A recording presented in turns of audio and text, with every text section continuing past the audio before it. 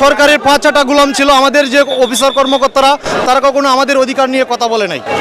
আমরা তাদের কাছে অধিকারের কথা বললে আমাদেরকে বিভিন্ন চাকরিচ্যুতের হুমকি দিত, আমাদেরকে অনেকেরকে আপনার স্মার্ট কার্ড ব্লক করে দিত, ব্যাকলিস্টে পাঠিয়ে দিত, অবসরে পাঠিয়ে দিত।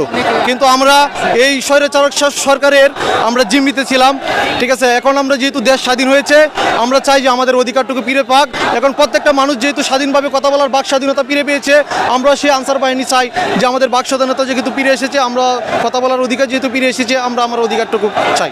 আমাদের এমন একটা বাহিনী যে বাহিনীর পোশাক নিজে কিনে জয়েন করতে হয়, ঠিক আছে। আমাদের ঠিকমতো পোশাক, ঠিকমতো বুট, কালি, আমরা কোনো কিছুই সুবিধা আমরা পাচ্ছি না বাহিনী থেকে।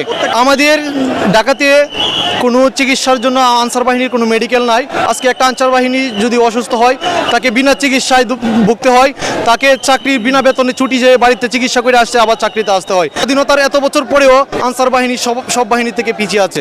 আমাদের এক দফা জাতীয়করণ, যে আনসার বাহিনী জাতীয়করণ চাই। আপনার চাকরির বয়স কত? আমার চাকরির বয়স 2 বছর। আমাদের মধ্যে বৈষম্য রয়েছে আপনার, আমাদের চাকরিতে প্রবেশ করার পর 3 বছর পর পর বাধ্যতামূলক আমাদেরকে রেস্টে যেতে হয়।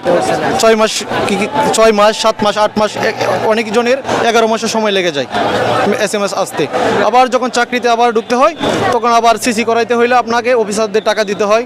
আবার এই 3 বছর চাকরির মধ্যে আবার আমাদের ছুটি হচ্ছে বাৎসরিক 50 দিন ছুটি। 50 দিন ছুটির মধ্যে 2 মাস পর পর 10 দিন ছুটি, এটাও আবার আপনাদের অফিসারদের টাকা দিয়ে আবার ছুটিয়ে যেতে হয়।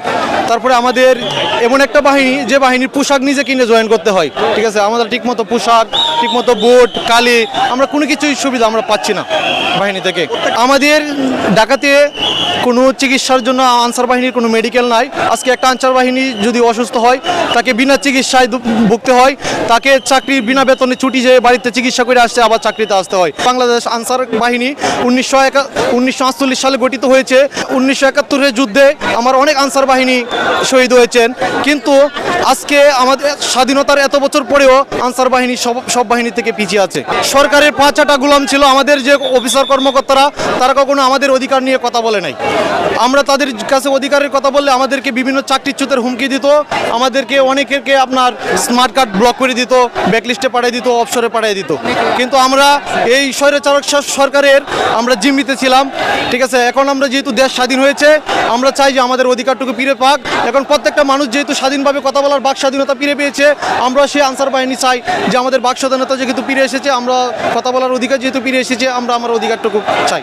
আমরা চাচ্ছি যে আজকে আমাদের ডিজি মহোদয় স্যার আসুক, আমাদের সাথে কথা বলে যে স্বরাষ্ট্র মন্ত্রণালয়, বাংলাদেশের বর্তমান প্রধানমন্ত্রী ডক্টর ইউনূস স্যার, ওনার সাথে কথা বলে আমাদেরকে একটি সমাধান দিয়ে দেখ। ডক্টর ইউনূস স্যারের প্রতি আপনাদের আত্মবিশ্বাস, ভরসা? হ্যাঁ, আমাদের অনেক আত্মবিশ্বাস আছে। আশা করি উনি আমাদের দাবি দাওয়াগুলো মেনে নেবেন, আশা করি। সত্য, বস্তুনিষ্ঠ ও নিরপেক্ষ দৈনিক জনবাণী।